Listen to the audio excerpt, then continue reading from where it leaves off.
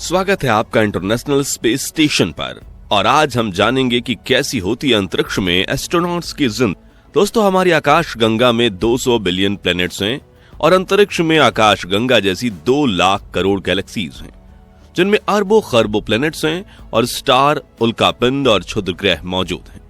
इसी से आप अंदाजा लगा सकते हैं कि ये यूनिवर्स कितना बड़ा है। और यहाँ हमारी पृथ्वी एक चावल के दाने जितनी तुच्छ है। हमारे ये विशाल का यूनिवर्स सैकड़ों रहस्यों से भरा हुआ है और इन रहस्यों से पर्दा उठाने के लिए हमारे साइंटिस्ट एस्ट्रोनॉट्स को स्पेस में भेजते हैं। हालांकि अंतरिक्ष में जाकर धरती की किसी और भी जगह पर जाने जैसा बिल्कुल भी नहीं है, क्योंकि इस सफर में एस्ट्रोनॉट्स कई तरह के फिजिकल और मेंटल चैलेंजेस से गुजरते हैं। इसी वजह से एस्ट्रोनॉट बनते ही उन्हें कई महीनों से लेकर सालों तक लगातार अंतरिक्ष में जाने की ट्रेनिंग दी जाती है, जिसके बाद इन्हें एक स्पेस क्राफ्ट में बिठाकर अंतरिक्ष में भेज दिया जाता है, जहां इन एस्ट्रोनॉट्स का ठिकाना बनता है इंटरनेशनल स्पेस स्टेशन यानी ISS, जिसे दुनिया के 16 देशों ने मिलकर करीब $150 बिलियन की लागत से बनाया है। ISS को हम धरती की सतह से 408 किलोमीटर की ऊंचाई पर पृथ्वी की ऑर्बिट में लगातार घूमने वाली एक एडवांस लेबोरेटरी, होटल या व्हीकल भी कह सकते हैं, क्योंकि यहाँ पर एस्ट्रोनॉट्स के खाने पीने, रहने, सोने और एक्सपेरिमेंट करने की सभी सुविधाएं उपलब्ध हैं। लेकिन हर चीज जीरो ग्रेविटी में करनी होती है, जो अपने आप में काफी कठिन काम बन जाता है। तो आखिर अंतरिक्ष यात्री ISS पर कैसे खाते पीते और रहते हैं, नहाना और शौच क्रिया जैसे जरूरी काम कैसे करते हैं, और क्या वाकई में सर्वाइव करने के लिए उन्हें अपना पेशाब पीना पड़ता है? चलिए जानते हैं इस दिलचस्प वीडियो में। दोस्तों, ISS पर जाकर एस्ट्रोनॉट्स 5 महत्वपूर्ण काम जरूर करते हैं, जिनमें रिसर्च एंड एक्सपेरिमेंट करना, ISS की मेंटेनेंस और मरम्मत करना, स्पेस सूट पहनकर खुले अंतरिक्ष में स्पेस वॉक करना, एक्सरसाइज करना और 8 घंटे की नींद लेना शामिल है। लेकिन एस्ट्रोनॉट को जिस काम में सबसे बड़ी समस्या का सामना करना पड़ता है वो है डेली रूटीन फॉलो करना, क्योंकि जहां पृथ्वी पर हम सभी 24 घंटे में एक बार सूर्योदय और सूर्यास्त देखते हैं, यानी यहां एक दिन में 24 घंटे का होता है, वह इंटरनेशनल स्पेस स्टेशन अपनी तेज गति की वजह से 24 घंटे में पृथ्वी के 16 चक्कर लगाता है। यानी यहां रहने वाले एस्ट्रोनॉट्स को दिन में 16 बार सूर्योदय और सूर्यास्त देखने को मिलता है। ऐसे में उनकी बॉडी क्लॉक बिगड़ने लगती है, जिससे वो बीमार भी पड़ सकते हैं और उनकी प्रोडक्टिविटी भी खत्म हो जाती है। इसलिए एस्ट्रोनॉट्स भी पृथ्वी की तरह ही 24 घंटे के दिन की रूटीन को फॉलो करते हैं और समय देखने के लिए अंतरिक्ष यात्री ओमेगा कंपनी की स्पीड मास्टर प्रोफेशनल वॉच का ही इस्तेमाल करते हैं, जो उन्हें पृथ्वी के टाइम के हिसाब से सुबह नींद से उठने में मदद करती है और एस्ट्रोनॉट सुबह 8 बजे नींद में से उठ जाते हैं।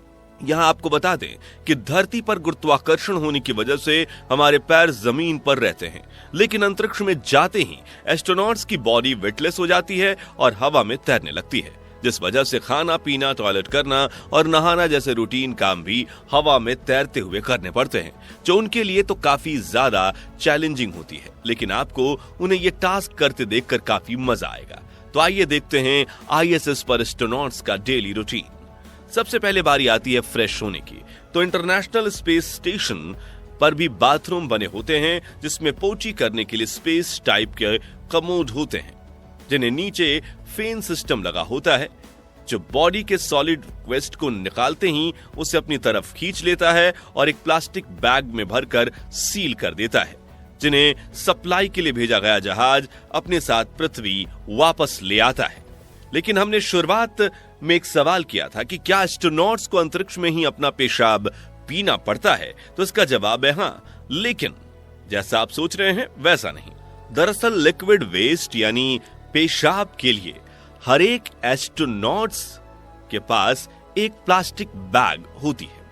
आपको बता दूं कि यह सक्शन ट्यूब होती है, जो हर तरह के लिक्विड वेस्ट को खींचकर एक खास तरह के उपकरण में भेजता है, जो इलेक्ट्रोलिसिस प्रोसेस की मदद से इसमें से फ्रेश ऑक्सीजन और पीने का पानी बनाता है। जी हां, एस्ट्रोनॉट्स के पेशाब से ही पीने का पानी बनाया जाता है, लेकिन कई प्रोसेसेस होने की वजह से ये पानी बिल्कुल साफ और पीने लायक बन जाता है। और आपको यह जानकर हैरानी होगी कि नासा ने सिर्फ इस वाटर रिकवरी सिस्टम पर ही $250 मिलियन खर्च किए थे। फ्रेश होने के बाद अंतरिक्ष यात्री नहाने के लिए जाते हैं, जिसके लिए वो एक टॉवल पर पानी और साबुन लगाकर उससे अपने शरीर को अच्छी तरह से पोंछ लेते हैं। हालांकि स्पेस में पानी भी तैरता है, इसलिए हवा में ही टॉवल को गीला किया जाता है और फिर कोई एस्ट्रोनॉट इस टॉवल को निचोड़ता है तो पानी इनके हाथों पर भी एक पारदर्शी परत बनाकर चिपक जाता है, इसलिए तौलिए से शरीर को अच्छे से पोंछना पड़ता है। दोस्तों, फीमेल एस्ट्रोनॉट्स के बड़े बालों को धोने के लिए स्पेशल रिंसलेस शैम्पू का इस्तेमाल किया जाता है, जिससे बाल धोने में बेहद कम पानी की जरूरत पड़ती है। वहीं मेल एस्ट्रोनॉट्स के लिए बाल और दाढ़ी ट्रिम करने के लिए फ्लोबी नाम की ट्रिमिंग मशीन अवेलेबल होती है, जो वैक्यूम क्लीनर के साथ अटैच रहती है, यानी बाल कटने के साथ ही नीचे गिरने के बजाय वैक्यूम क्लीनर में चले जाते हैं। अच्छे से नहाने धोने के बाद बारी आती है कपड़ों की, तो स्पेस में टेम्परेचर 60 से 70 डिग्री के पार रहता है, इसलिए astronauts half sleeve T shirt और शॉर्ट्स पहनना ही पसंद करते हैं। और मजेदार बात यह है कि जैसे आजकल के कुछ आलसी यंगस्टर कई दिनों तक ऐसे ही कपड़े पहनकर रहते हैं, वैसे एस्ट्रोनॉट्स भी कई दिनों तक एक ही टी शर्ट पहनकर रहते हैं, क्योंकि ISS पर कपड़े धोने की कोई व्यवस्था नहीं है। अब दोस्तों, घर से इतना दूर रहने की वजह से कोई बार एस्ट्रोनॉट्स को परिवार की याद भी आ जाती है और उन्हें रोना भी आता है। लेकिन क्या स्पेस में रोया जा सकता है? और अगर हां, तो उनके आंसू कहां जाते हैं? तो इस बात का जवाब देने के लिए एक एस्ट्रोनॉट्स ने अपनी आंखों में पानी डालकर रोने की कोशिश की थी, जिस दौरान उनकी आंखों से आंसू निकल तो रहे थे, लेकिन नीचे गिरने के बजाय चेहरे पर चिपक कर तैर रहे थे, जिसे पोंछने के लिए टॉवल की जरूरत पड़ती है। खाने की बात करें तो एस्ट्रोनॉट्स धरती से खाना अपने साथ ले जाते हैं और वो हाइड्रेट फॉर्म में होता है, ताकि वो लंबे समय तक खराब ना हो। आमतौर पर खाने में अंडे, मीट, ब्रेड और सब्जियां होती हैं, जिन्हें खास तौर पर जापान, अमेरिका और रूस में ही तैयार किया जाता है। बर्तन भी खास तरह से डिजाइन किए जाते हैं ताकि ग्रेविटी के बिना कटे और चम्मच किसी के आंख, नाक और कान में न घुस जाए। तो अपनी पसंद के रेडी टू ईट पैकेट चुनकर एस्ट्रोनॉट्स उसमें गर्म पानी मिलाकर कुछ देर के लिए छोड़ देते हैं और उनका खाना तैयार हो जाता है, जिससे ये लोग साथ मिलकर खाते हैं। आपको बता दें कि एस्ट्रोनॉट्स सुबह 9 बजे ब्रेकफास्ट, 1 बजे लंच और 7 बजे डिनर जैसी 3 मील्स लेते हैं। अब डेली लाइफ एक्टिविटीज पूरी होने के बाद बारी आती है काम करने की। तो इसके लिए एस्ट्रोनॉट सबसे पहले अपने इक्विपमेंट्स चेक करते हैं और फिर इंटरनेट के जरिए मशीन कंट्रोल रूम से कांटेक्ट करके पूरे मिशन का अपडेट देते हैं। फिर ये अपने सभी वॉक टास्क को पूरा करते हैं। जी हां, ISS पर वाईफाई लगा हुआ है, लेकिन इसके जरिए एस्ट्रोनॉट्स रील्स, मूवीज वगैरह नहीं देख सकते। बस नासा के सिस्टम के साथ कनेक्ट करके ग्राउंड कंट्रोल रूम से कम्युनिकेशन कर सकते हैं। और ISS के कुछ इक्विपमेंट्स वायरलेस टेक्नोलॉजी के साथ काम करते हैं। दोस्तों, काम पूरा हो जाने के बाद एस्ट्रोनॉट्स अपना स्पेस सूट पहनते हैं और ISS से बाहर निकलकर स्पेस वॉक करते हुए चक्कर लगाते हैं, ताकि अगर स्पेस स्टेशन के किसी बाहरी पार्ट को मेंटेनेंस की जरूरत हो तो उसकी मरम्मत कर सकें। हालांकि रोजाना स्पेस वॉक करना कंपल्सरी नहीं होता, मगर वॉकआउट जरूर होता है, क्योंकि ग्रेविटी न होने की वजह से एस्ट्रोनॉट्स के शरीर में हड्डियों और मांसपेशियों में कमजोरी आने की समस्या हो सकती है। इसलिए अपना काम पूरा करने के बाद ये लोग रोजाना वॉकआउट करते हैं, जिसके लिए ये ट्रेडमिल पर दौड़ते हैं, साइकिलिंग करते हैं और बॉडी स्ट्रेचिंग करते हैं।